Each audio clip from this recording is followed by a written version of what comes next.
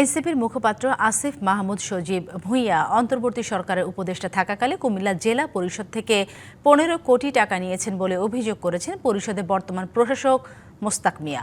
আর NCP দক্ষিণাঞ্চলের মুখ্য সংগঠক হাসনাত আবদুল্লাহ ১০ কোটি টাকা নিয়েছেন বলে দাবি করা হয়েছে। শনিবার দুপুরে কুমিল্লা শিল্পকলা একাডেমিতে এক অনুষ্ঠানে এ কথা বলেন মোস্তাক মিয়া। জানান, জেলা পরিষদ থেকে মুরাদনগরের আসিফ মাহমুদের রাজস্বের ১৫ কোটি টাকা নিয়ে গেছেন, আর হাসনাত আবদুল্লাহ নিয়েছেন ১০ কোটি টাকা। তবে কিভাবে রাজস্ব তহবিল থেকে তারা টাকা নিয়েছেন তা পরিষ্কার করে বলা হয়নি।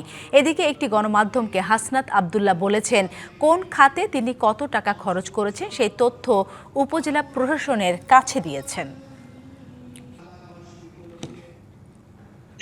আমার জেলা পরিষদ থেকে মুরাদনগরে যে আসিফ মাহমুদ ছিল একটা, ও ১৫ কোটি টাকা নিয়ে গেছে। সেটা আমাদের নিজস্ব রাজস্ব টাকা ১৫ কোটি টাকা। আর একজন হাসনাত আবদুল্লাহ, ও নিয়ে গেছে ১০ কোটি টাকা।